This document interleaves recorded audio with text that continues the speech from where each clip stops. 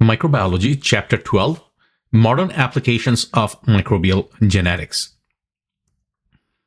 Watson and Crick's discovery of the DNA structure in 1953 marked a pivotal moment in genetic engineering, leading to a significant advancement of scientists' ability to manipulate DNA since the 1970s.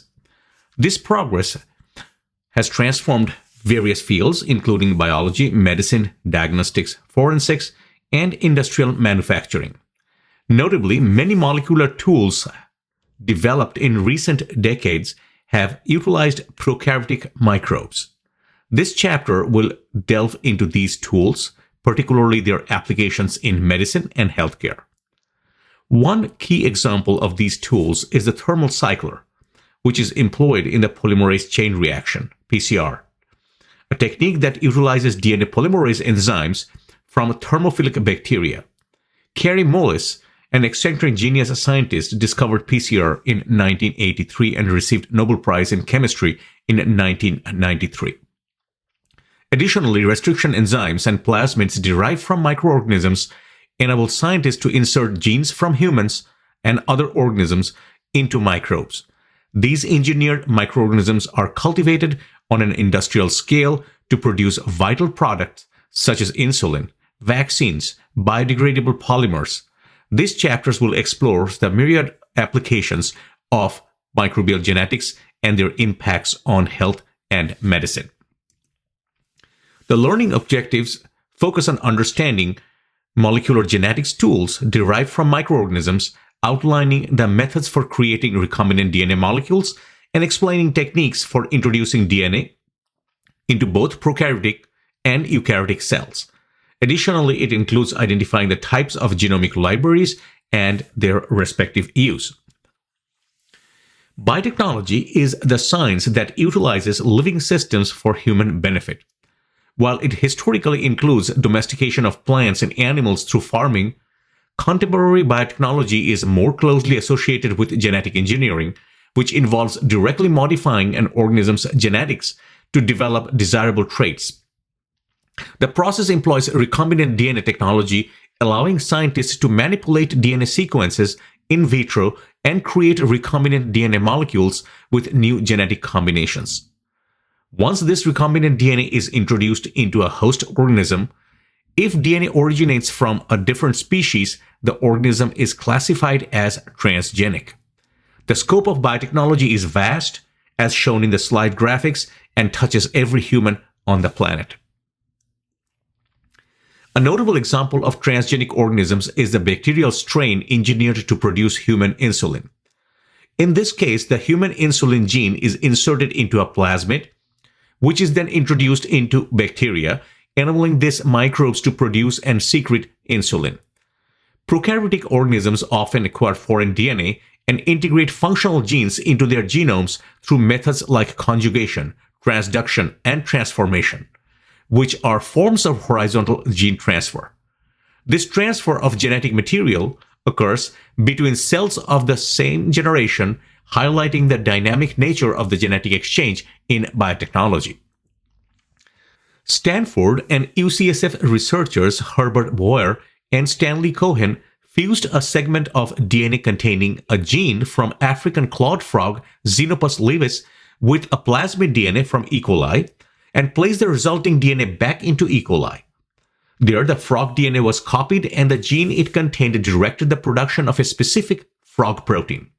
This was the first time an animal gene was closed into a recombinant DNA molecule and the foreign protein was produced in a host organism. Molecular cloning encompasses various methods for constructing recombinant DNA and integrating it into host organisms, utilizing several molecular tools derived from microorganisms.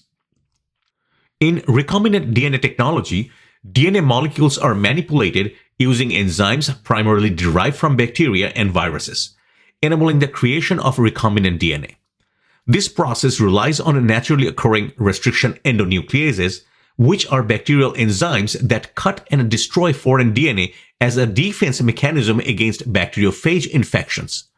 Discovered in the 1960s by Stuart Lynn and Warner Arbour, while studying E. coli response to bacteriophage replication, restriction enzymes are now widely used to cut DNA fragments for splicing into new DNA molecules.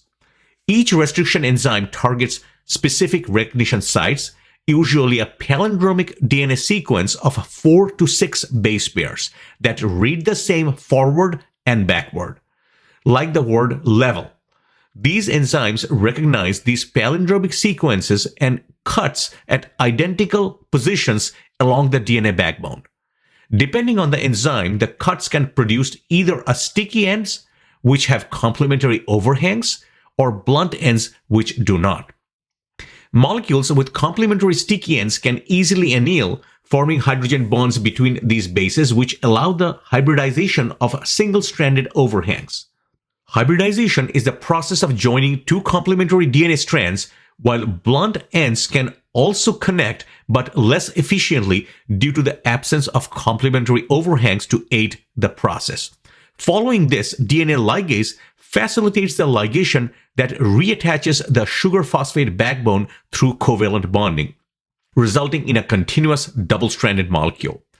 This technique was first utilized by Paul Berg in 1972, a Stanford biochemist who created a recombinant DNA molecule by combining the SV40 monkey virus with E. coli bacteriophage lambda, thus producing a hybrid. After restriction digestion, the genes of interest are typically inserted into plasmids, which are small circular double-stranded DNA molecules that replicates independently of the bacterial chromosomes. In recombinant DNA technology, plasmid serves as vectors carrying DNA fragments between organisms. Researchers can genetically engineer plasmid to possess specialized properties. One of the first widely used cloning vectors was E. coli, was PBR322 plasmid created in 1977 in Herbert Boyer's lab in UCSF. PUC19 is also commonly used cloning vector. Some plasmid vectors contain antibiotic-resistant genes like PUC19, which enable researchers to identify plasmid-containing colonies by growing them on antibiotic-containing media. This selective media kills host cells lacking the plasmid, allowing only those with the desired vector to survive and proliferate. Plasmid vectors designed for cloning usually incorporate a polylinker site or multiple cloning site or MCS, which includes various unique restriction recognition sites, enhances the versatility of the plasmid vector, making it suitable for various cloning experiments that involve different restriction enzymes. This adaptability is crucial for researchers who need to insert different DNA fragments into the plasmid for various applications. A polylinker site is typically located within a reporter gene in a plasmid, which is a gene sequence engineered to encode a protein for visualizing DNA insertions. This reporter gene helps researchers identify host cells with a recombinant plasmid that contained cloned DNA fragments versus those with only the recombinant plasmid vectors. The bacterial LAC-Z gene encoding beta-galactosidase is the most common reporter used, as it can degrade lactose and a synthetic analog X-gal, producing blue colonies on X-gal media. When recombinant DNA is inserted, the LAC-Z gene is disabled, leading to the production of white colonies since the X-gal remains undegraded. This method, known as blue-white screening, is illustrated in the slide figure. Additionally, some plasmids are pre-digested with an enzyme to facilitate ligation after foreign DNA insertion. Molecular cloning using transformation using bacterial plasmid. Molecular cloning is a fundamental technique in molecular biology that allows scientists to isolate, replicate, and analyze specific DNA fragments. One of the most common and efficient methods for molecular cloning involves the use of bacterial plasmid. This process has revolutionized genetic research, enabling advances in the fields such as medicine, agriculture, and biotechnology. Cloning using a bacterial plasmid cloning vector, right side of the figure, The process of molecular cloning using a bacterial plasmid can be broken down into several key steps. Isolation of the DNA fragment. The first step involves the isolation of a specific DNA fragment that needs to be cloned. This can be achieved through methods such as polymerase chain reaction, restriction enzyme digestion, or gene synthesis. Preparation of plasmid vector. The plasmid vector must be prepared to accept the DNA fragment. This usually involves using restriction enzymes to create compatible ends on both the plasmid and the DNA fragment. The plasmid typically contains several important features, including an origin of replication to ensure it can replicate within the host, a selectable marker, usually an antibiotic-resistant gene, and multiple cloning site or MCS that contain several unique restriction sites for the insertion of the foreign DNA. Ligation. Once the DNA fragment and the plasmid vectors are prepared, they are combined in a process called ligation. The enzyme DNA ligase is used to join the DNA fragment to the plasmid vector by forming phosphodiester bonds between the adjacent nucleotides, creating a recombinant DNA molecule. Transformation. Recombinant plasmid is then introduced into bacterial cells through a process called transformation. This can be accomplished using various methods including heat shock or electroporation, which facilitates the uptake of plasmid by the competent bacteria. The transformed bacteria will then replicate the plasmid as they divide, producing multiple copies of the inserted DNA. Selection. After transformation, it is essential to identify the bacteria that have successfully taken up the recombinant plasmid. This is typically done by plating the bacteria on selective media that contains the antibiotic corresponding to the selectable marker in the plasmid. Only those bacteria that have incorporated the plasmid will survive and form colonies. Screening and analysis. The final step involves screening the surviving colonies to confirm the presence of desired insert. Methods such as colony PCR, restriction digestion, or sequencing can be employed to verify that the cloned DNA fragment is present and correctly inserted. Molecular cloning using transduction. Bacteriophage cloning vector. Molecular cloning using a bacteriophage vector is a powerful technique for manipulation and study of DNA. Phage vectors derived from bacteriophages are capable of efficiently delivering foreign DNA into bacterial hosts, making them valuable tools in molecular biology. Number 1. Preparation of the phage vector. Begin by selecting a suitable phage vector such as a lambda phage that has been modified to include a multiple cloning site and a selectable marker. The phage DNA is then linearized using specific restriction enzymes to create a compatible end for the insertion of a target DNA fragment. Isolation of the DNA fragment. Isolate the target DNA fragment to be cloned using techniques like PCR amplification or restriction enzyme digestion.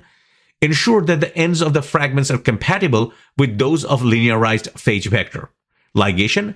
Combine the linearized phage vector and the isolated DNA fragments. The enzyme DNA ligase will facilitate the joining of the fragments by forming phosphodiester bonds, resulting in a recombinant phage DNA molecule. 4. Packaging of recombinant phage. Introducing the recombinant phage DNA into a packaging system which can be either in vitro or in vivo. In vitro packaging involves using phage packaging extract that contains the necessary proteins to assemble the phage particles. In vivo packaging may involve co-infecting bacterial cells with helper phage to produce recombinant phage. Infection of host cells. Infect competent bacterial cells with recombinant phage. The phage will inject its DNA into the host, leading to the replication of the recombinant DNA within the bacterial cells. Selection and analysis. Plate of infected bacteria on selective media to isolate colonies that contain a recombinant phage. Perform further analysis such as plaque assays or PCR to confirm the presence of cloned DNA within the phage. The process of transformation is the most common method for introducing engineered plasmids into bacterial cells, where bacteria absorb free DNA from their environment. In natural settings, this free DNA typically originates from lysed bacterial cells. In laboratory conditions, recombinant plasmid serves as the free DNA introduced into the bacterial surroundings. Some bacteria, such as Bacillus species, are naturally competent and can absorb DNA without any modifications, while others require artificial methods to become competent. To artificially enhance the bacterium's capability to take up DNA, scientists can increase the permeability of the bacterial cell membrane. This is often accomplished through chemical treatments that neutralize the membrane's charge or by applying an electrical field to create small pores in the membrane. These bacteria are referred to as chemically competent or electrocompetent depending on the method used to induce their competence. Cloning protocol in details. We have discussed the overall process in the previous slide. In this slide, a more detailed protocol is discussed. Isolation of the DNA fragment discussed in the previous slide, so as preparation of the plasmid vector and ligation. So we are starting with making a competent cells by chemicals. A fresh culture of E. coli in log phase of growth is used and an alicate of this culture is taken. Chilled calcium chloride or rubidium chloride is used to neutralize the negative charges so that the DNA is not repelled on the cells like E. coli. And then the recombinant plasmid DNA was added to the mixture and incubated on ice for 30 to 60 minutes, and the cells become competent. Transformation protocol. After the cells become competent, a 30 to 90 second heat shock in a 42 degrees Celsius water bath or heat block and returned onto the ice. Plating and growing the bacteria with recombinant plasmid. After applying the transformation protocol, the bacteria are plated onto media. The popular media is an LB agar. The LB agar Petri plates are made and can be stored in a refrigerator until needed. LB agar usually has added antibiotics to prevent growth of non-transformed host cells. A technique called blue-white screening is utilized specifically for LAC-Z encoding plasmid vectors like PUC19 PBR322. In this method, blue colonies indicate an uninterrupted LAC-Z gene with no foreign DNA present, while the white colonies show that foreign DNA has been successfully inserted, disrupting the LAC-Z gene. The white colonies, which contain plasmids with desired insert, can then undergo further screening and DNA sequencing to confirm the correct foreign DNA has been incorporated. Blue-white screening details. Blue-white screening is a popular and efficient molecular biology technique for identification of recombinant bacteria in cloning experiments. It relies on the activity of beta-galactosidase, naturally occurring enzyme in E. coli cells, which cleaves lactose molecule into glucose and galactose. Beta-gal is encoded by the LAC-Z gene in the bacterial chromosome. There is also an N15 strain of E. coli with a deletion mutant of a fragment of the LAC gene that produces an inactive beta-galactosidase or beta-gal. Due to an alpha complementation process, E. coli strains with LAC-Z delta M15 deletion mutation that carries the plasmid vector containing the LAC-Z alpha sequence can produce functional beta-gal enzyme. For screening the clones with recombinant DNA, XGAL, isopropyl beta-D-thiogalactopyranoside or IPTG, along with an antibiotic such as ampicillin, is added to the media. XGAL is a chromogenic substrate, and IPTG is a galactose analog that induces LAC-G expression. The plasmid vector is designated to contain multiple cloning sites is present within the LAC-Z sequence. Consequently, in the plasmid with an insert foreign DNA, alpha complementation does not occur. Thus, a functional beta-galactosidase enzyme is not formed. Blue colonies contain E. coli producing a functional enzyme that hydrolyzes XGAL, resulting in an insoluble blue pigment. In other words, these are bacteria without the insert that have a functional LAC-Z gene. White colonies are formed when the plasmid vector containing insert with foreign DNA, which disrupt the LAC-Z gene, is taken up by the E. coli. alpha complementation does not occur, and therefore the function of the enzyme beta-gal is not produced. Next, the desired white recombinant colonies can be easily selected and cultured. The presence of the antibiotic in the medium ensures that only E. coli containing a plasmid-borne antibiotic-resistant gene, example AMPR for ampicillin selectable marker, can grow at all. Molecular cloning can be employed to create a genomic library, which is an almost complete representation of an organism's genome stored as recombinant DNA plasmid within unique bacterial clones. This library enables researchers to cultivate significant amount of each DNA fragment by propagating the corresponding bacterial host, such as fragments are essential for sequencing the DNA and understanding the functions of various genes. To generate a genomic library, one common technique involves ligating genomic fragments that have been digested with restriction enzymes into plasmid vectors that have been similarly cut. When these plasmids are introduced into a bacterial host, each cell incorporates a single recombinant plasmid, leading to the growth of a colony of identical cells.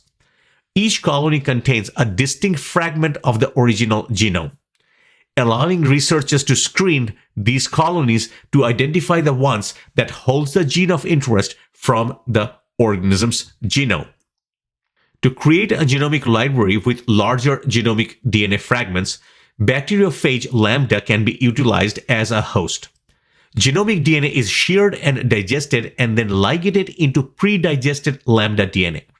The resulting recombinant phage DNA is packaged into a phage particle that infects E. coli cell, leading to the formation of plaques as each recombinant phage replicates and lyses the host cells.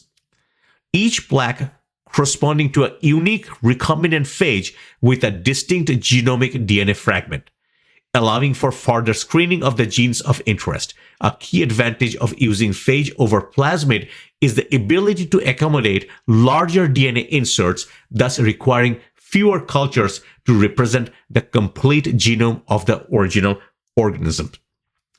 Researchers create libraries to study expressed genes but utilizing the organism's messenger RNA instead of genomic RNA. As different tissues express different genes, for instance, while all human cells contain the insulin gene, only pancreatic cells produce the corresponding mRNA. Since mRNA cannot be cloned directly, it is reverse transcribed into complementary DNA called the cDNA, using the enzyme reverse transcriptase. This complementary DNA or cDNA can be amplified into double-stranded DNA for constructing a cDNA library, which specifically includes only the expressed genes, omitting introns and non-coding DNA. However, this focus means that a cDNA library cannot be used to analyze the entire genome sequence and structure. The development of recombinant DNA technology began with bacterial host, but researchers are increasingly focused on genetically engineered eukaryotic cells, especially in plants and animals, through a process known as transfection. Transgenic plants, which are genetically modified for agricultural and pharmaceutical use, gained attention with the commercial release of the flavor-saver delayed ripening tomatoes in 1994. Additionally, genetically engineered livestock such as pigs with enhanced nutritional value and goats that produce pharmaceuticals in their milk have also been successfully created. Transfection is the process of deliberately introducing naked or purified nucleic acid into eukaryotic cells. It may also refer to other methods and cell types, although other terms are often preferred. Transformation is typically used to describe non-viral DNA transfer in bacteria and non-animal eukaryotic cells, including plant cells. In animal cells, transfection is the preferred term, as the term transformation is also used to refer to a cell's progression to a cancerous state or carcinogenesis. Transduction is often used to describe virus-mediated gene transfer into prokaryotic cells. Genetic materials such as supercoiled plasmid DNA or mRNA or siRNA may be transfected. Transfection of animal cells typically involves opening transient pores or holes in the cell membrane to allow the uptake of material. Transfection can be carried out using calcium phosphate, 50-year-old tricalcium phosphate, by electroporation, by cell squeezing, or by mixing a cationic lipid, the liposomes, with the material to produce liposomes that fuse with the cell membrane and deposit their cargo inside. Eukaryotic cells are typically less effective than bacterial cells for hosting recombinant DNA because they struggle to uptake foreign DNA and maintain plasmids, which complicates transfection and often requires invasive methods. One common method is electroporation, where a short electrical pulse forms temporary pores in the cell's phospholipid bilayer, enabling gene introduction. These electrical pulse generates a brief positive charge inside the cell and negative charge outside, which helps the negatively charged DNA molecules enter the cell more easily. An alternative method of transfection is called also microinjection. Because eukaryotic cells are typically larger than those prokaryotes, DNA fragments can sometimes be directly injected into the cytoplasm using a glass micropipette.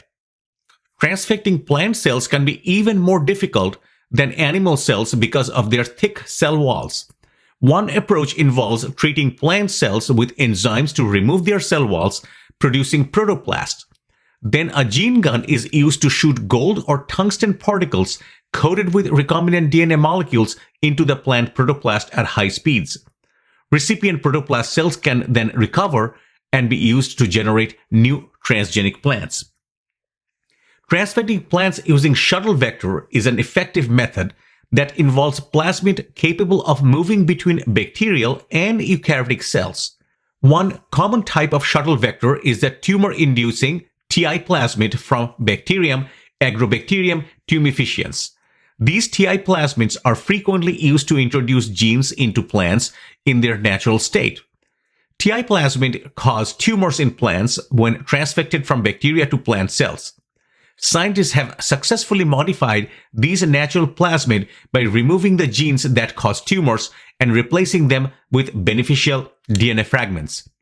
The modified TI plasmids can be introduced into the plant genome using natural process of TI plasmid transfer from the bacterium to the plant. Once inside the plant host cell, the gene of interest recombines into the plant cell's genome. Viral vectors are modified viruses designed to deliver genetic material into cells. The process can be performed inside an organism or in cell culture. Viral vectors have widespread applications in basic research, agriculture, medicine, and vaccination. Viruses have evolved specialized molecular mechanisms to transport their genomes into infected hosts, a process termed transduction. This capability has been exploited for use as viral vectors, which may integrate their genetic cargo, the transgene, into the host genome. Although non-integrative vectors are also commonly used. In addition of agriculture and laboratory research, viral vectors are widely applied in gene therapy. As of 2022, all approved gene therapies were viral vector-based. Furthermore, compared to traditional vaccines, the intracellular antigen expression enabled by viral vector vaccines offers more robust immune activation. Many types of viruses have been developed into viral vector platforms, ranging from retroviruses or lentiviruses, adenoviruses, adeno-associated viruses or AAV, vesicular stomatitis virus, and cytomegalovirus. Different viral vector classes vary widely in strengths and limitations, making some more suitable for specific applications. For instance, relatively non-immunogenic and integrative vectors like lentiviral vectors are commonly employed for gene therapy. Chimeric viral vectors such as hybrid vectors with qualities of both bacteriophages and eukaryotic viruses have also been developed. Viral vectors were first created in 1972 by Paul Berg. Further development was temporarily halted by a recombinant DNA research moratorium following the Asilomar Conference and stringent National Institute of Health regulations. Once lifted, the 1980s saw both the first recombinant viral vector gene therapy, and the first viral vector vaccine. Although the 1990s witnessed significant advances in viral vectors, clinical trials experienced a number of setbacks. However, in the 21st century, viral vectors experience a resurgence and have been globally approved for the treatment of various diseases. They have been administered to billions of patients, notably during the COVID-19 pandemic. This is a comprehensive chart of the different viral vectors and a comprehensive overview that what is their tropism, how is the immunogenicity of each of these viral vectors.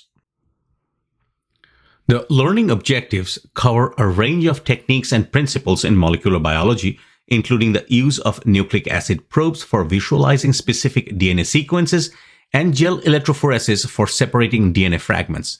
The principles of restriction fragment length polymorphism analysis and comparative analysis of southern and northern blots are also addressed.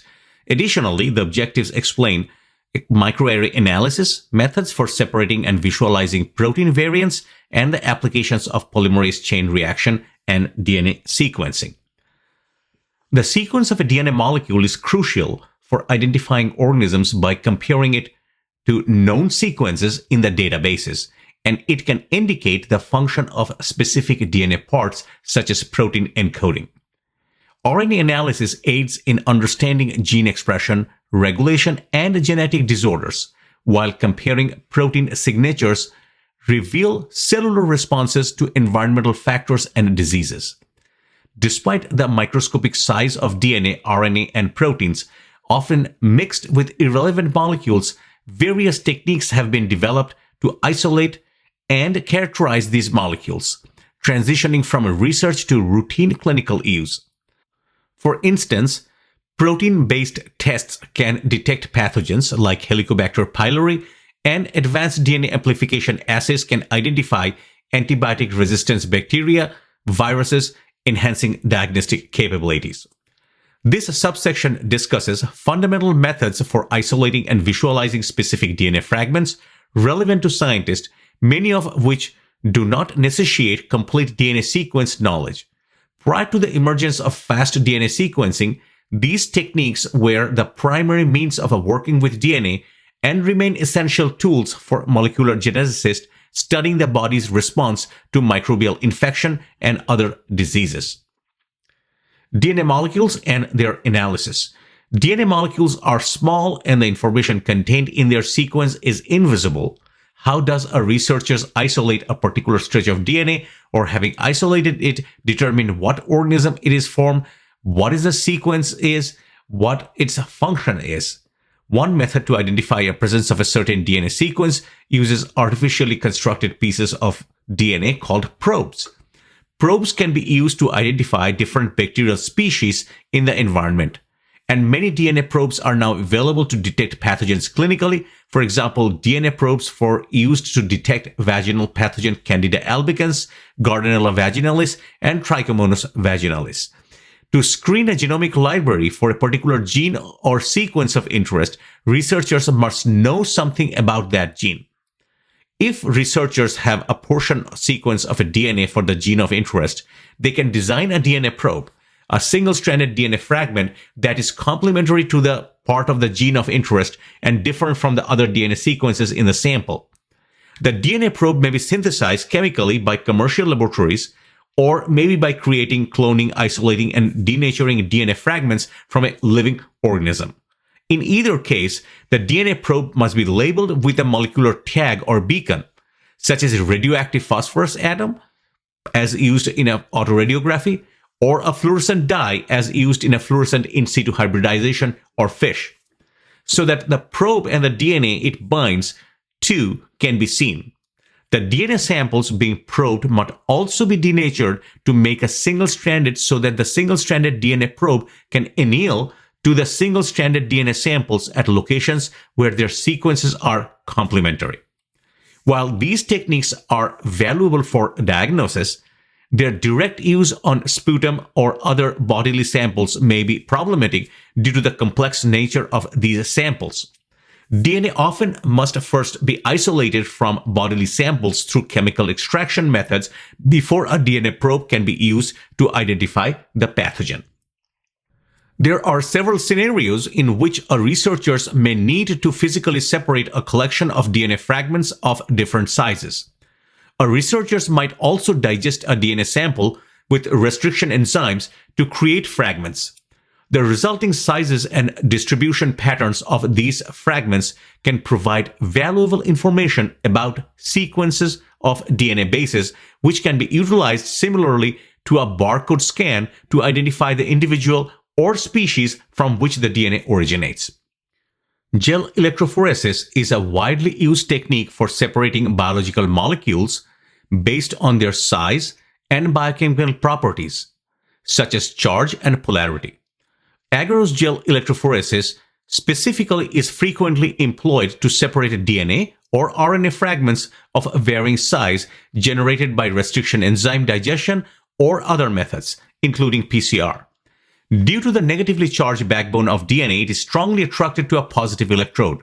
In agarose gel electrophoresis, the gel is positioned horizontally in a buffer solution with sample loaded onto the wells near the negative electrode.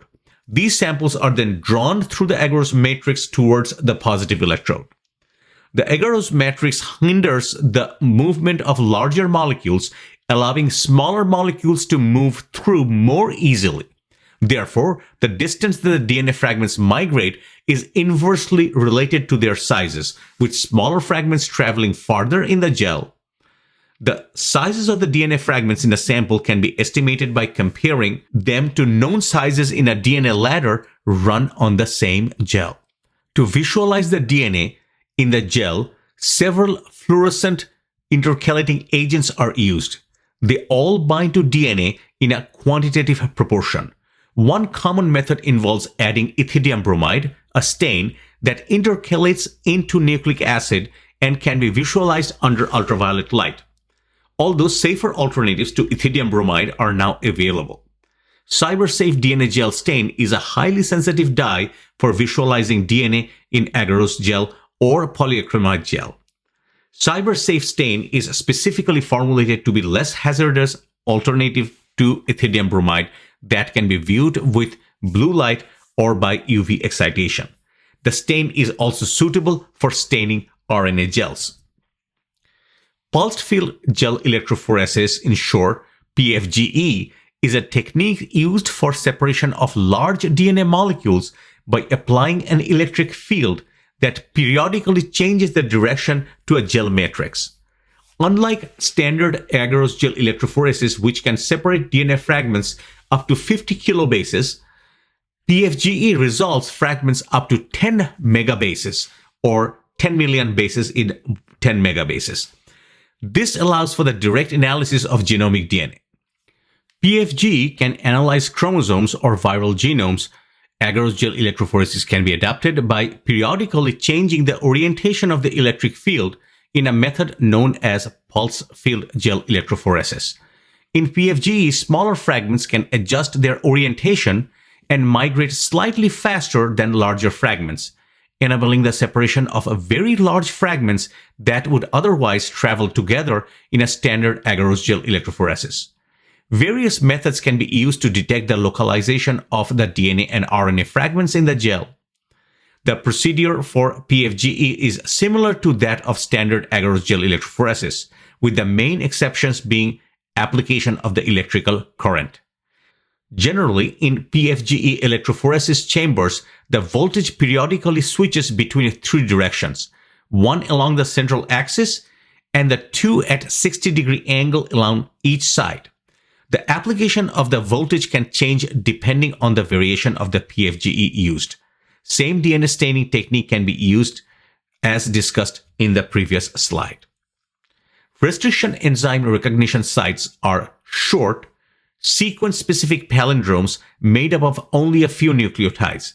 These sites can be found throughout the genome, leading to differences in DNA sequences among individuals. These variations result in a distinct distribution of restriction enzyme recognition sites, which can be visualized as unique bending pattern on a gel following agarose gel electrophoresis. Restriction fragment length polymorphism, or RFLP, analysis involves comparing DNA bending pattern from different samples after they have been digested by restriction enzymes. RFLP analysis has several practical applications in both medicine and forensic science. Epidemiologists, for instance, utilize RFLP to trace and identify sources of specific microorganisms that are responsible for the outbreaks of food poisoning or infectious disease. Additionally, RFLP analysis can be performed on human DNA to study inheritance patterns or chromosomes that carry variant genes, including those linked to hereditary diseases, or establish paternity among individuals. Forensic scientists employ RFLP analysis as a method of DNA fingerprinting, which proves valuable for examining DNA collected from crime scenes, suspects, and victims. In this process, DNA samples are gathered, and the quantity of the sample DNA molecule is amplified using PCR. The samples then undergo restriction enzyme digestion and agarose gel electrophoresis, resulting in specific banding patterns. By comparing banding patterns from the evidences collected at the crime scene with those obtained from the suspects or the victims, investigators can accurately determine whether the DNA evidence was left by the suspects or victims involved in this case. Several molecular techniques utilize sequence complementarity and hybridization between the nucleic acid in a sample and DNA probes. Typically, probing nucleic acid samples with a gel fails because as the DNA probe penetrates the gel, the sample nucleic acids diffuse out. Therefore, blotting techniques are often employed to transfer nucleic acid to a thin, positively charged membrane made up of nitrocellulose or nylon. In the Southern blot technique developed by Sir Edwin Southern in 1975, DNA fragments in a sample are first separated by agarose gel electrophoresis and then transferred to a membrane through capillary action. The DNA fragments that adhere to the membrane's surface are subsequently exposed to a specific single-stranded DNA probe labeled with either radioactive or fluorescent molecular beacon to facilitate detection. The variation of Southern blots, such as the dot blot, slot blot, and the spot blot, do not require electrophoresis and instead concentrated DNA from a sample into a small area on a membrane, following hybridization with a DNA probe.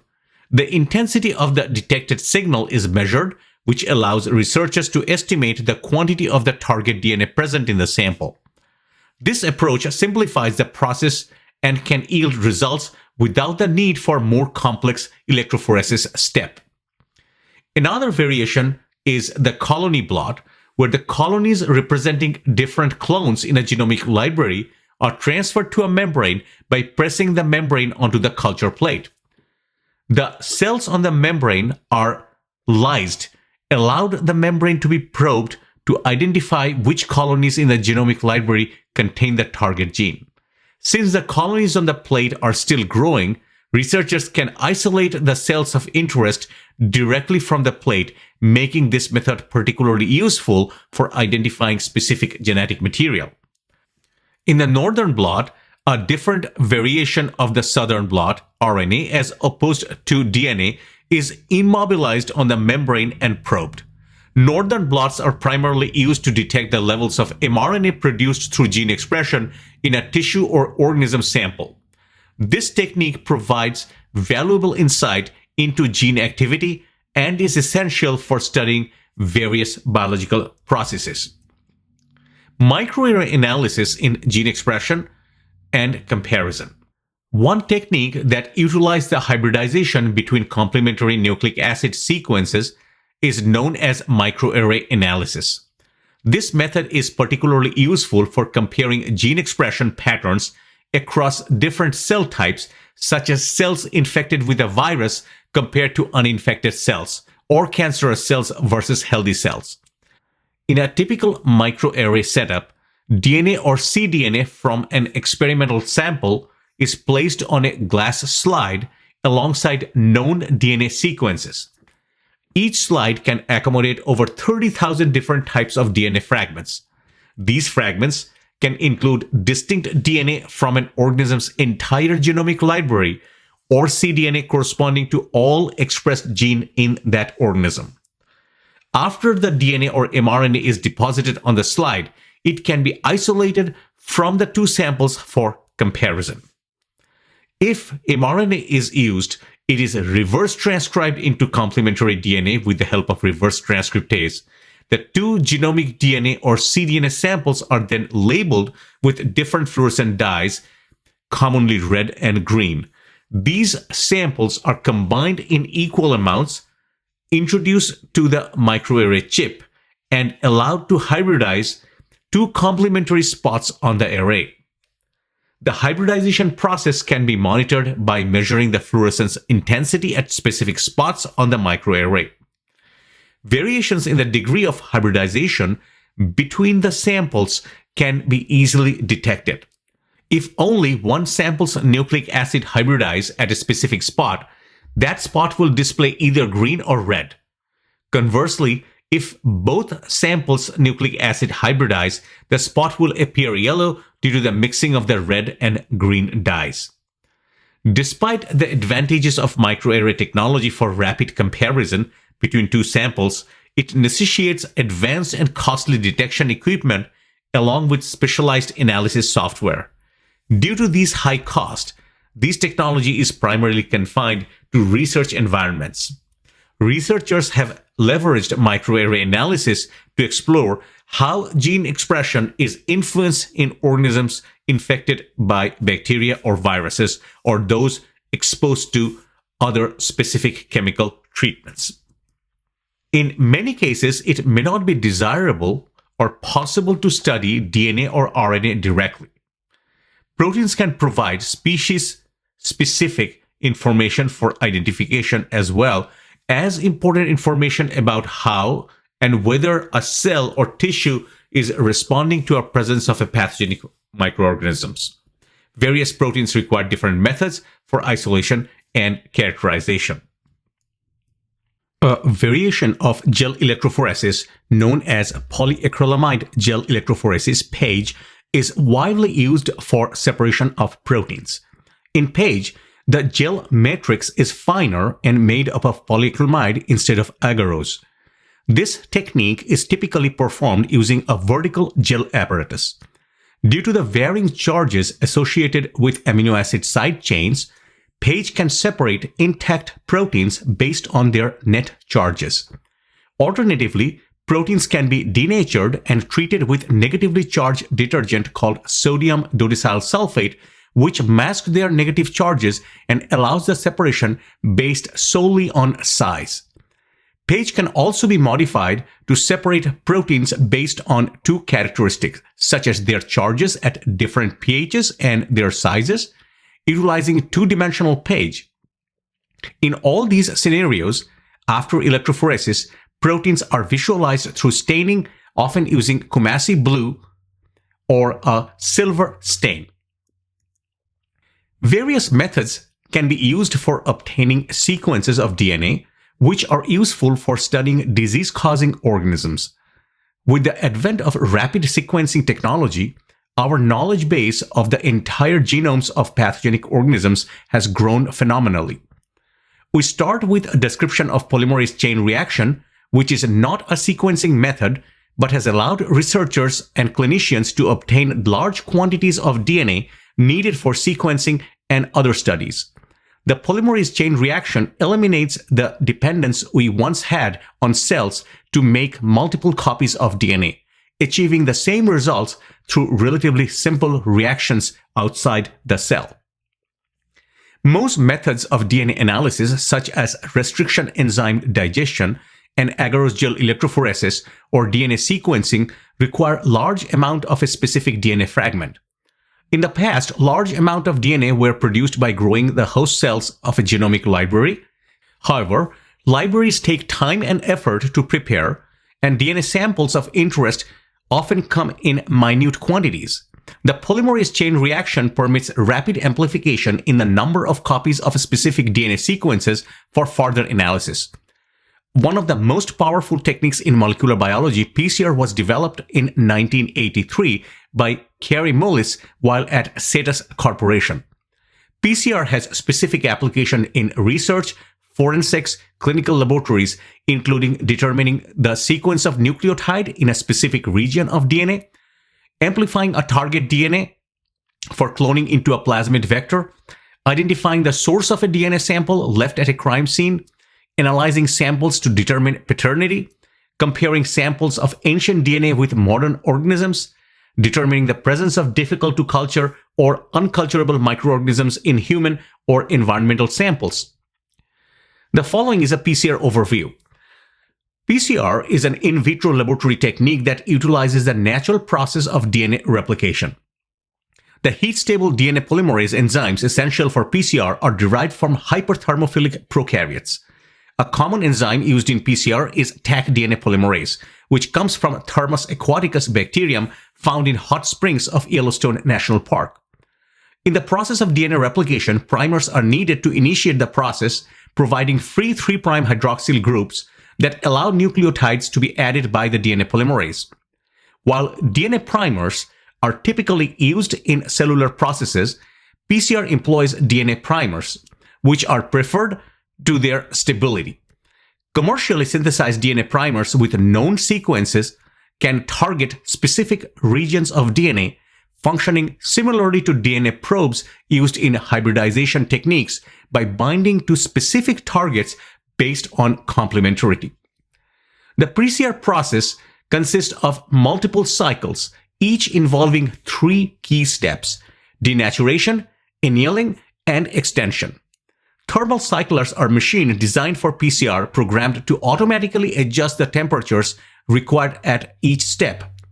Initially, double-stranded template DNA containing the target sequence is denatured at approximately 95 degrees Celsius.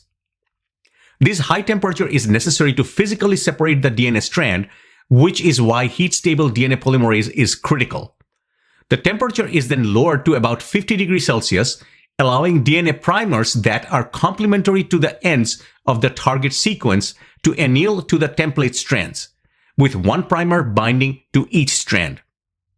The final step involves raising the temperature to 72 degrees Celsius, the optimal temperature for activities of the heat-stable DNA polymerase, which facilitates the addition of nucleotides to the primer using a single-stranded target as a template. Each cycle effectively doubles the number of double-stranded target DNA copies, with typical PCR protocols incorporating 25 to 40 cycles, amplifying a single target sequence by the tens of millions to over 1 trillion copies. Natural DNA replication aims to replicate the entire genome and begins at one or more origin sites. In contrast, PCR targets specific DNA region using sequence-specific primers which are constructed prior to the replication process.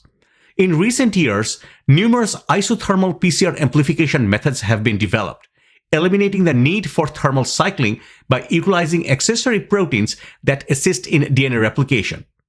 As these alternative methods advance and gain traction in research, forensic and clinical laboratories, the reliance on the thermal cycler may decline, potentially leading to their obsolescence. The slide illustration shows a standard PCR protocol. There are endless protocols and variations of PCR. Please visit the wiki page to take a look and be amazed. This is beyond the scope of this course. Numerous later modifications to PCR have further increased the utility of this technique. Reverse transcriptase PCR is used for obtaining DNA copies of a specific mRNA molecule, beginning with the reverse transcriptase enzyme to convert mRNA molecules into cDNA or complementary DNA, which is then used as a template for traditional PCR amplification. RT-PCR can detect whether a specific gene has been expressed in a sample. Another recent applications of PCR is the real-time PCR, also known as quantitative PCR or qPCR. Standard PCR and RT-PCR protocols are not quantitative because any one of the reagents may become limiting before all the cycles within the protocol are complete. And the samples are only analyzed at the end, since it is not possible to determine when a given reagent has become limiting during the RT-PCR or PCR protocol. It is not possible to know how many cycles were completed prior to this point, making it impossible to determine the number of original template molecules present at the start of the PCR. In qPCR, however, the use of fluorescence allows one to monitor the increase in a double-stranded template during a PCR reaction as it occurs, and these kinetics data can be used to quantify the amount of the original target sequence. The use of qPCR in recent years has expanded the capabilities of PCR, enabling researchers to determine the number of DNA copies and sometimes organisms present in the sample. In clinical settings, qRT-PCR is employed to determine viral load in HIV-positive patients to evaluate effectiveness of their therapy, while RT-qPCR was used globally for the diagnosis of the SARS-CoV-2. Two common methods for detection of PCR products in real-time PCR are number one, non-specific fluorescent dyes that intercalate with double-stranded DNA, and number two, sequence-specific DNA probes consisting of oligonucleotides that are labeled with a fluorescent reporter, which permits detection only after hybridization of the probe with its complementary sequence.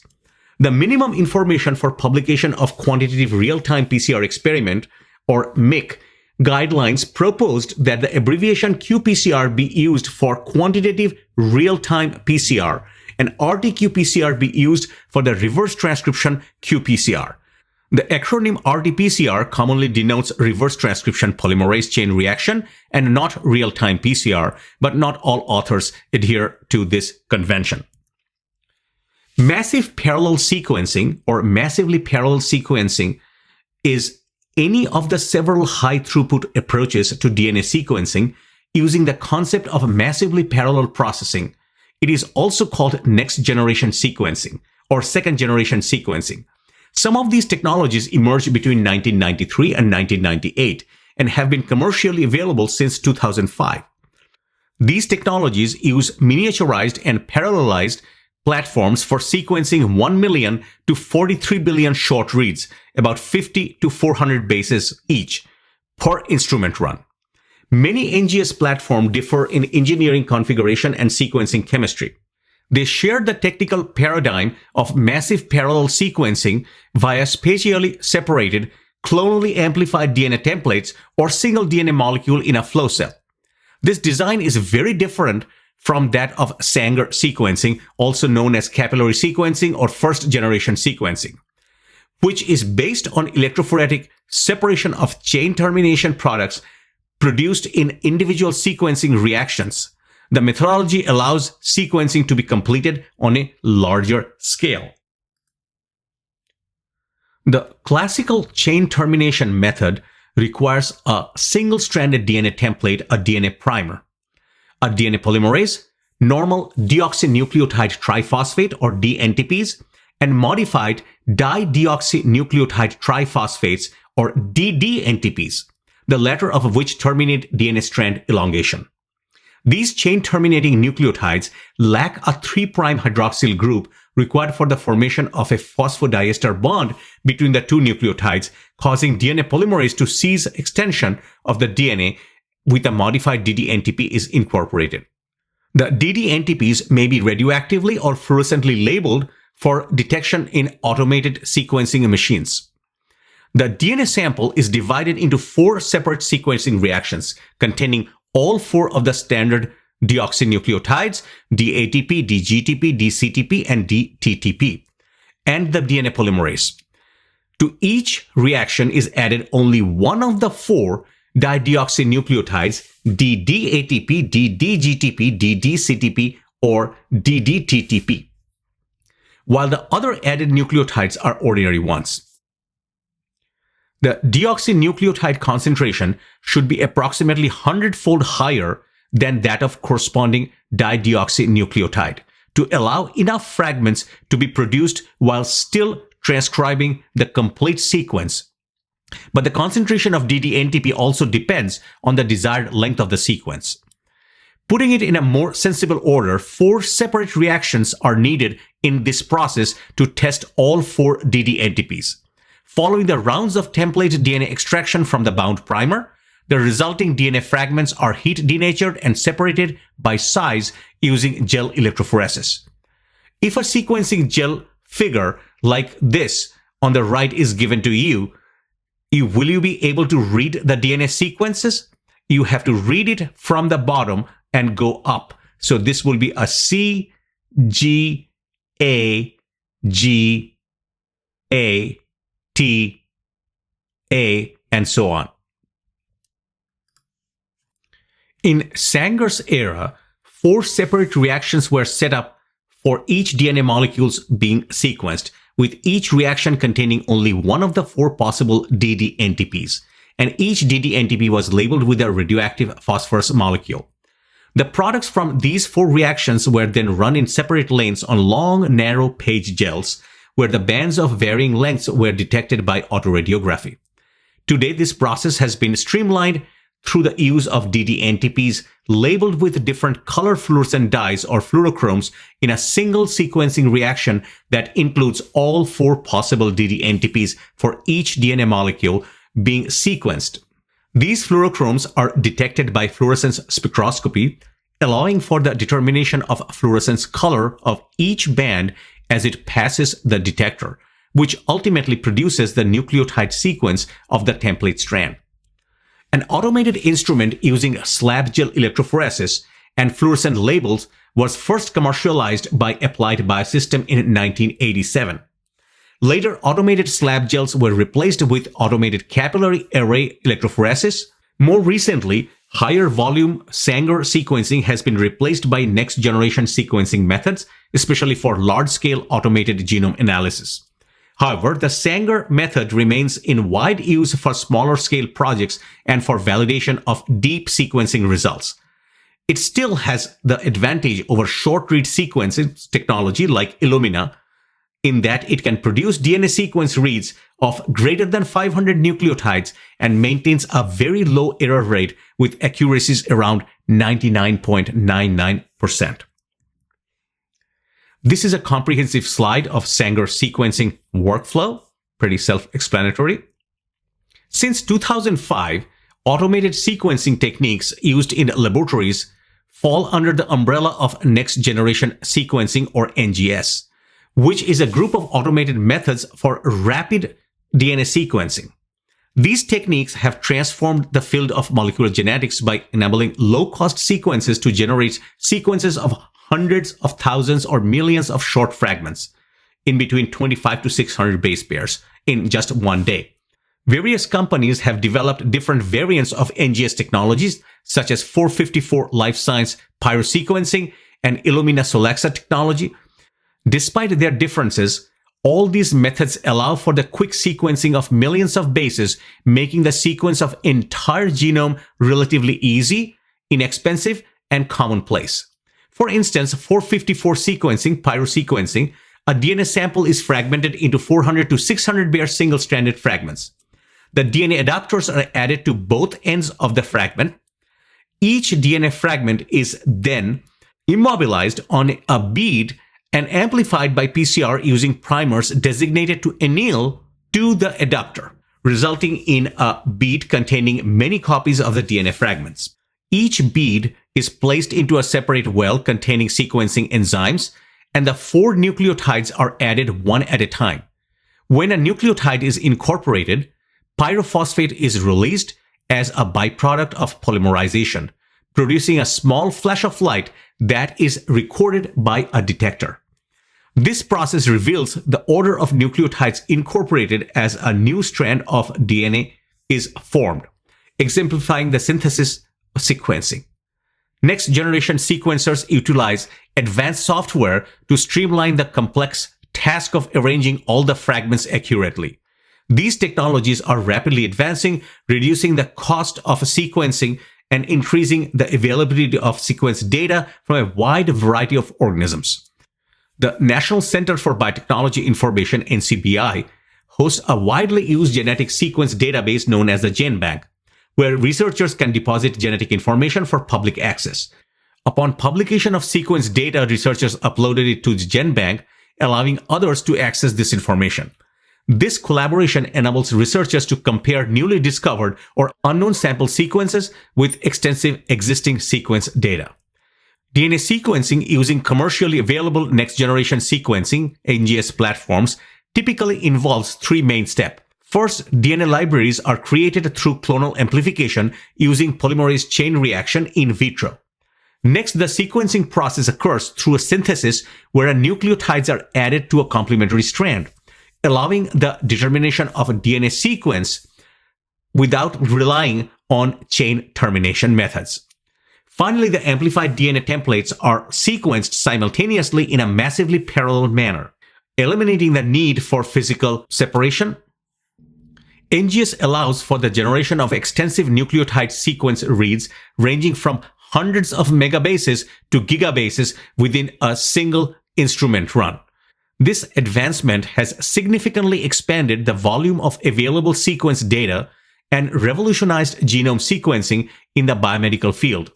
Additionally, the emergence of new NGS technologies and instruments has led to a dramatic reduction in sequencing cost, approximately $1,000 per genome, further facilitating research and applications in genomics.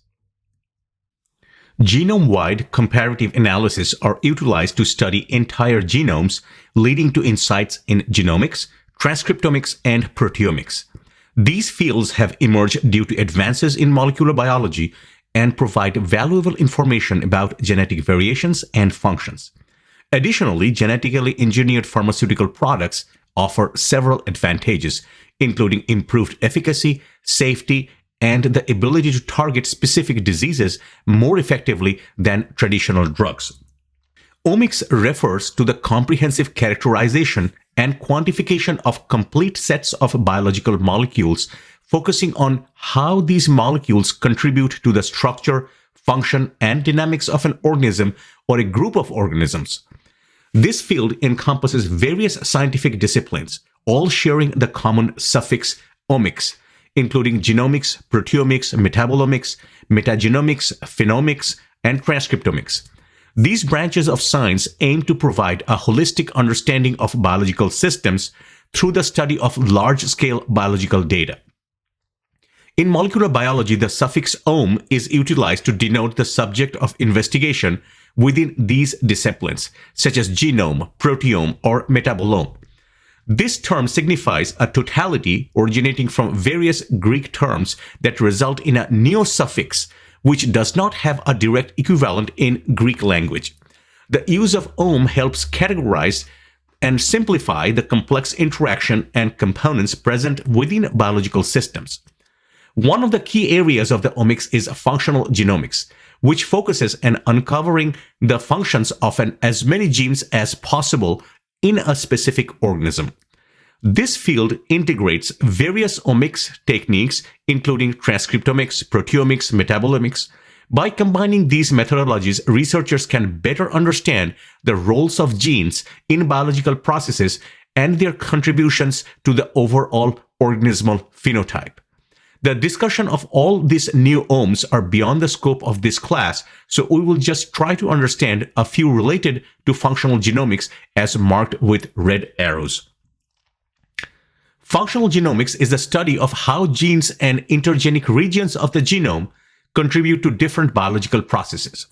A researcher in this field typically studies genes or regions on a genome-wide scale, or multiple genes regions at the same time, with the hope of narrowing them down to a list of candidate genes or regions to analyze in more detail. A goal of functional genomics is to determine how individual components of biological systems work together to produce a particular phenotype. Functional genomics focuses on the dynamics expression of gene products in a specific context, for an example, at a specific developmental stage or during a disease. In functional genomics, we try to use our current knowledge of gene function to develop a model linking genotype to phenotype. Together, transcriptomics, proteomics, metabolomics describe the transcripts proteins, or metabolites of a biological system, and the integration of these data is expected to provide a complete model of the biological system under study. These are several specific functional genomics approaches depending on what we are focused. We will consider the following in this course: DNA level genomics and epigenomics, RNA level transcriptomics, protein level proteomics, and metabolite level metabolomics. Genomics is the study of comparison of the entire genome, which includes a complete set of genes and their nucleotide sequence and organization.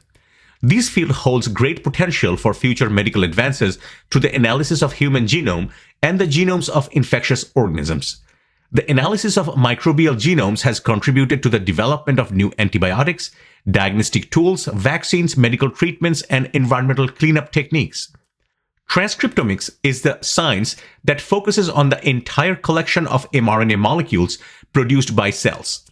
Scientists compare gene expression patterns between infected and uninfected host cells, which provide important information about cellular responses to infectious diseases. Moreover, transcriptomics can be utilized to monitor the gene expression of a virulence factor in microorganisms, helping researchers to gain a better understanding of pathogenic processes from this perspective. When genomics and transcriptomics are applied to the entire microbial communities, the term metagenomics and metatranscriptomics are used respectively. These approaches enables researchers to study genes and gene expression from a collection of multiple species, many of which may not be easily cultured or cultured at all in the laboratory. A DNA microarray, as discussed in the previous section, can be utilized in metagenomic studies. An emerging clinical application of genomics and transcriptomics is pharmacogenomics, also known as the toxicogenomics. This field evaluates the effectiveness and safety of drugs based on information derived from an individual's genomic sequence. Genomic responses to drugs can be studied using experimental animals such as laboratory rats or mice, or live cells in the laboratory before conducting studies with humans. Changes in gene expression in the presence of a drug can sometimes serve as early indicators of potential toxic effects. In the future, personal genome sequence information may be used to prescribe medications that are most effective and least toxic based on individual patient's genotype. The study of proteomics extends the field of genomics by enabling scientists to explore the complete set of proteins known as proteome present in an organism. While all cells in a multicellular organism share same genetic material, they produce different proteins depending on their tissue type.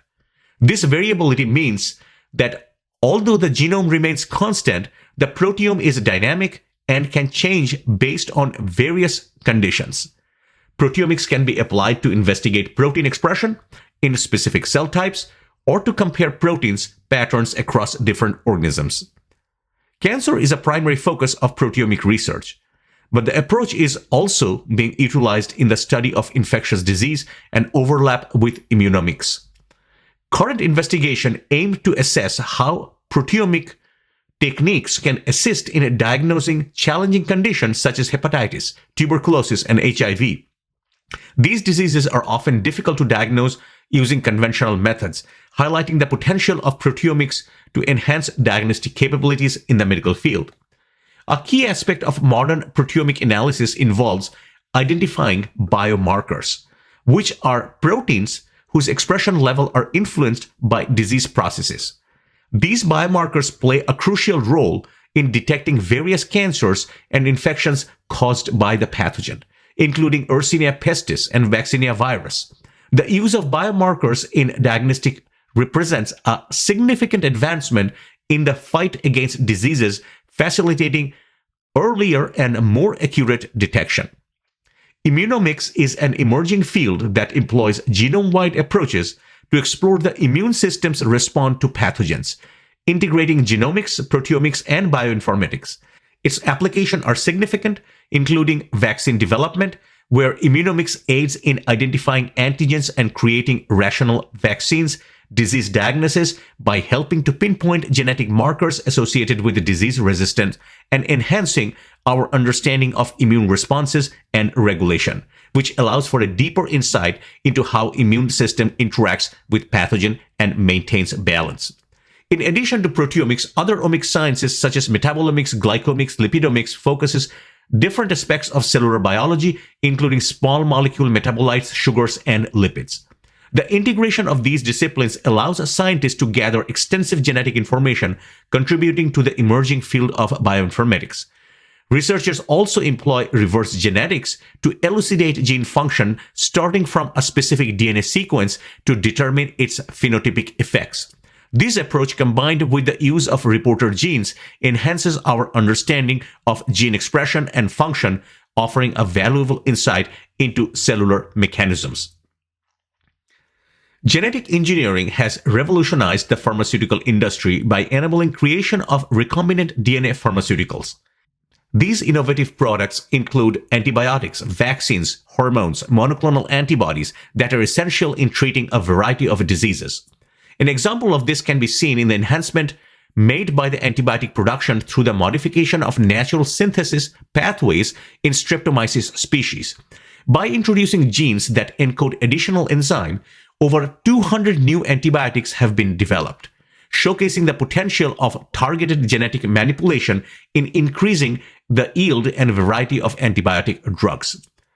One significant application of genetic engineering is in the production of subunit vaccines. Novavax for SARS-CoV-2, mRNA vaccines, Moderna, Pfizer, BioNTech, DNA vaccines by Zykov for SARS-CoV-2, viral vector vaccine, Janssen with Johnson & Johnson. These are some of the examples.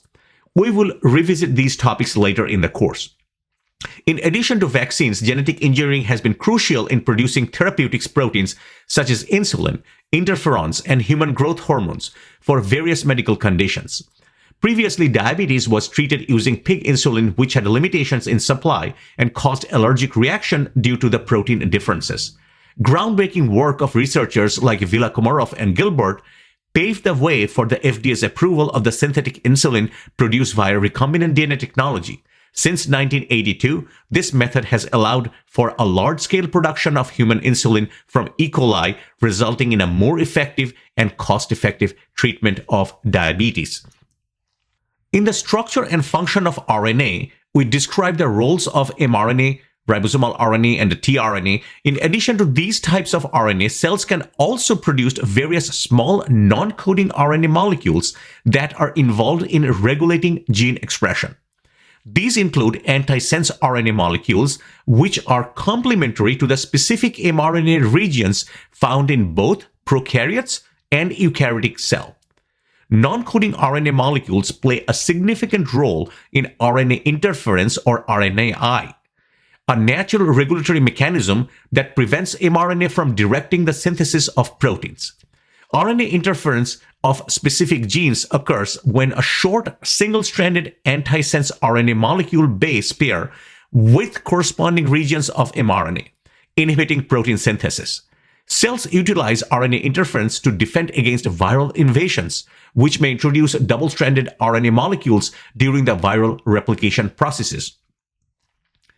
Researchers are currently developing techniques to imitate the natural process of RNA interference to treat viral infections in eukaryotic cells. RNA interference technology involves the use of small interfering RNAs or siRNAs or microRNAs, miRNAs. siRNAs are fully complementary to the mRNA transcript of a specific gene of interest, while miRNAs are mostly complementary. These double-stranded RNAs are associated with dicer, an endonuclease that cuts the RNA into short molecules approximately 20 nucleotides long. The RNAs are then attached to the RNA-induced silencing complex, or RISC, a ribonucleoprotein. The siRNA RISC complex binds to the mRNA and cleaves it. In the case of miRNA, only one of the two strands bind to RISC. The miRNA RISC complex then attaches to the mRNA, inhibiting translation. If the miRNA is fully complementary to the target gene, the mRNA can be cleaved. Collectively, these mechanisms are referred to as gene silencing. CRISPR, which stands for Clustered Regularly Interspaced Short Palindromic Repeats, refers to a family of DNA sequences found in prokaryotic organisms such as bacteria and archaea. These sequences are derived from DNA fragments of bacteriophages, that have previously infected the prokaryotes or their ancestors. CRISPR sequences serve as a critical function in antiviral defense system of these organisms, allowing them to detect and eliminate DNA from similar bacteriophages during future infections. This mechanism provides a form of heritable acquired immunity and is present in approximately 50% of the sequenced bacterial genomes and nearly 90% of the sequenced archaea. The enzyme Cas9, known as CRISPR-associated protein 9, utilizes CRISPR sequences to identify and cleave specific strands of complementary DNA. More technically, Cas9 is an RNA-guided DNA endonuclease enzyme associated with the clustered, regularly interspaced, short palindromic repeats or CRISPR.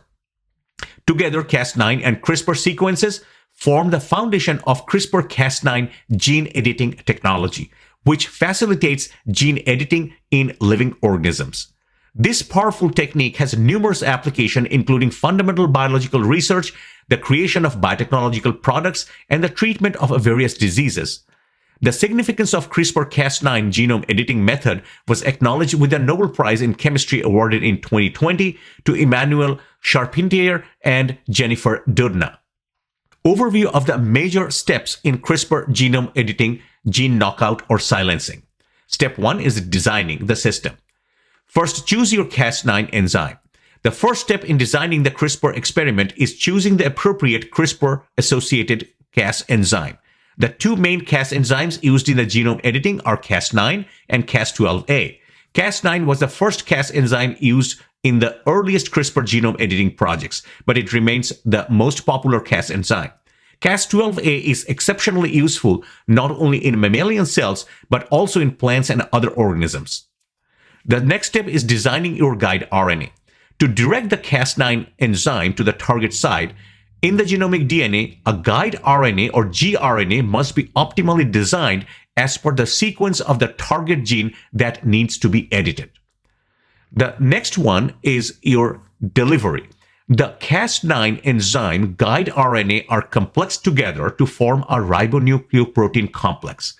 The RNP can be delivered to the cells by either electroporation or liposuction, which is liposome-mediated transfection, as discussed earlier in the chapter. To perform a gene knockout or permanent silencing of a gene, nothing else is required. But if a gene needs to be edited, such as removing or introducing a mutagen, a donor oligonucleotide, short DNA, with the desired or corrected or mutated sequence also needs to be delivered along with the Cas9 endonuclease and the guide RNA. Step 3 is the repair. RNP containing either Cas9, Cas12a cuts the genomic DNA, forming a double-strand break or DSB. Cells naturally undergo non-homologous end joining known as NHEJ, non-homologous end joining, or homology-directed repair or HDR pathways. The NHEJ pathway is useful for making knockouts to study gene function.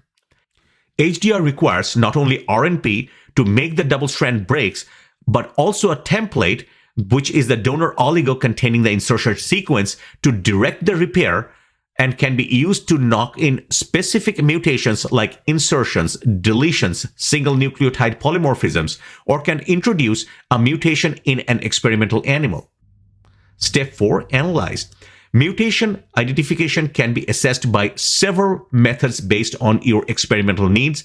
For nonspecific determination of the presence of a change in the genomic sequence, gel-based methods can be used for determining success of an on-target editing, and for investigating off-target effects, next-generation sequencing or NGS is highly recommended. 12.4 Gene therapy. Many forms of genetic engineering have produced clear advantages with few evident risks. For instance, the value of readily available supply of human insulin generated by genetically engineered bacteria is widely recognized. However, many new applications of genetic engineering are far more contentious, frequently because the potential benefits are contrasted with significant risks, whether real or perceived. This is particularly true for gene therapy, a clinical use of genetic engineering that may eventually offer use for various diseases, but remains primarily an experimental treatment method so far. Human diseases caused by genetic mutations are often challenging to treat with traditional medications or therapies. This difficulty arises because the signs and symptoms stem from abnormalities in a patient's genome. For instance, a genetic mutation may hinder the production of a specific protein crucial for the proper functioning of certain cell types. A notable example is the severe combined immunodeficiency or SCID, a genetic condition that compromises the function of specific white blood cells essential for the healthy immune systems. Gene therapy aims to address these genetic abnormalities by introducing a non-mutated functional gene into the patient's genome. This functional gene produces a protein that the patient is unable to generate due to their genetic mutation. To facilitate this process, viral vectors such as adenovirus are often employed. In this method, part of the viral genome is removed and substituted with the desired gene. More advanced gene therapy techniques seek to correct mutations directly at their original locations in the genome, as seen in some SCID treatments. The U.S. Food and Drug Administration has approved gene therapy products for several conditions, including cancer, spinal muscular atrophy, hemophilia, and sickle cell disease. But for most people, gene therapy is available only as part of clinical trial. In addition, gene therapies have shown limited effectiveness except a few, the above-mentioned and involving cystic fibrosis and adenosine deaminase deficiency, a type of severe combined immunodeficiency. Trials have revealed significant risk associated with genetic manipulation in complex organisms such as humans. For example, using an adenovirus vector can provoke unexpected inflammatory responses from the immune system, sometimes resulting in organ failure. Additionally, because these viral vectors can infect various cell types, they may inadvertently damage non-targeted cells, potentially leading to serious conditions like cancer. There is also the risk that the modified virus could regain its infectious properties and cause illness. Lastly, the inserted gene may unintentionally disrupt other essential genes in the patient's genome, affecting normal cell function and increasing the risk of tumor formation. Therefore, it is crucial for candidates to considering gene therapy to be thoroughly informed about these risks before agreeing to the treatment. Kayla, a 24-year-old electrical engineer and running enthusiast, recently relocated from Arizona to New Hampshire for a new job.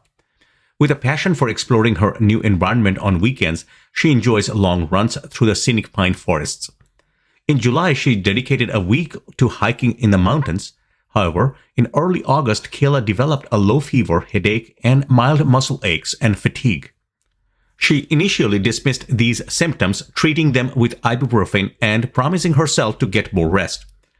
The mild flu-like symptom Kayla experienced could originate from various infectious agents. Additionally, several non-infectious autoimmune conditions, including multiple sclerosis, systemic lupus erythematosus, and amyotrophic lateral sclerosis, share similarities with her symptoms. As the weeks progressed, Kayla's condition worsened, leading to a joint pain in her knees, heart palpitation, and unusual limpness in her facial muscles.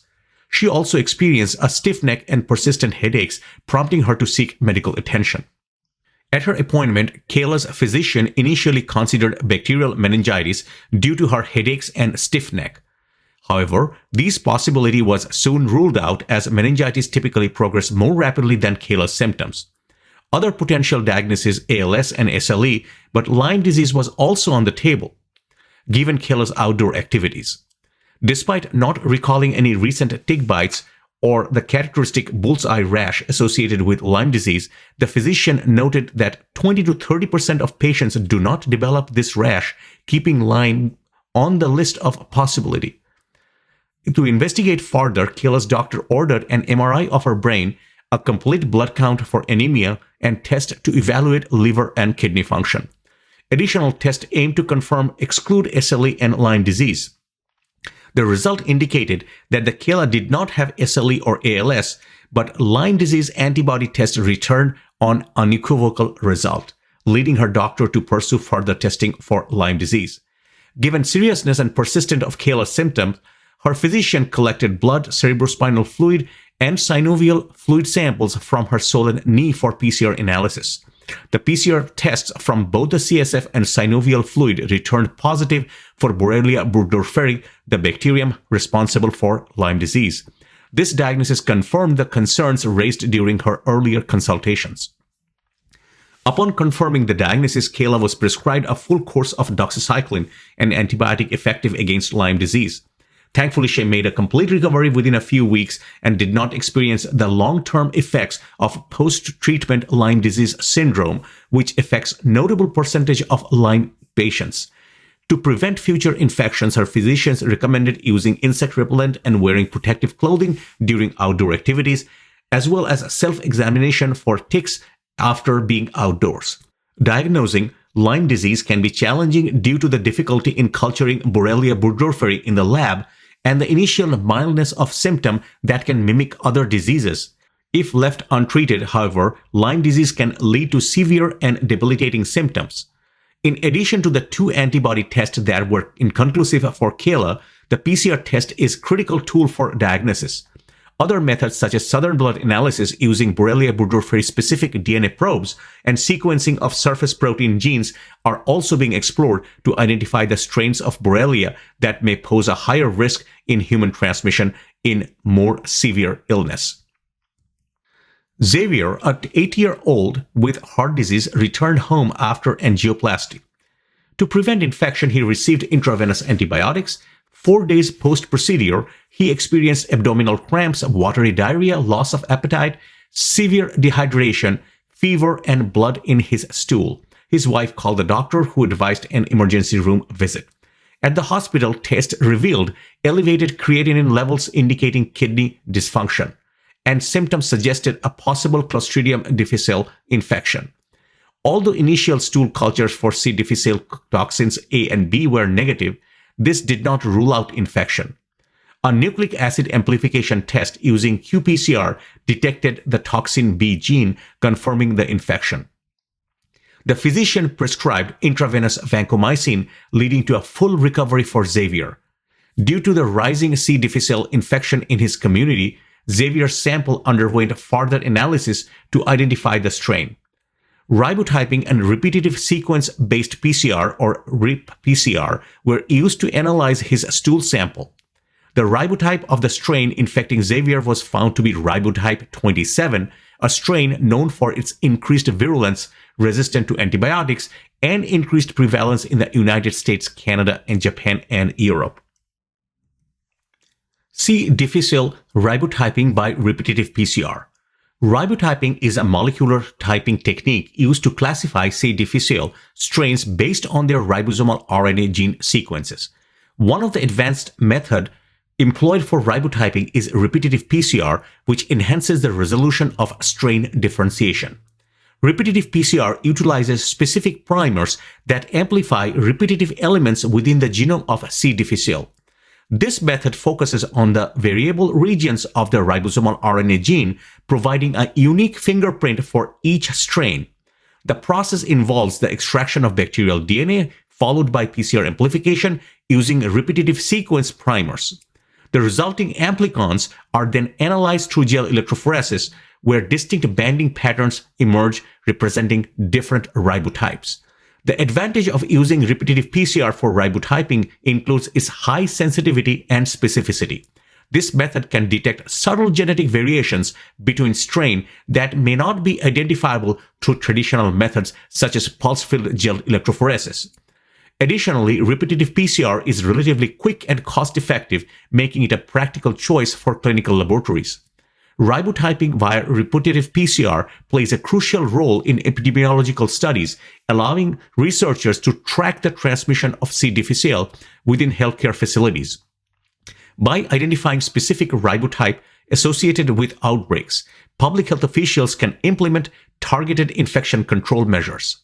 Furthermore, understanding the genetic diversity of C. difficile strain enables the development of more effective treatment and prevention strategies. Link to Learning Educators resource. There are several really nice videos which also takes you inside a laboratory. You can take a look at those. Thank you.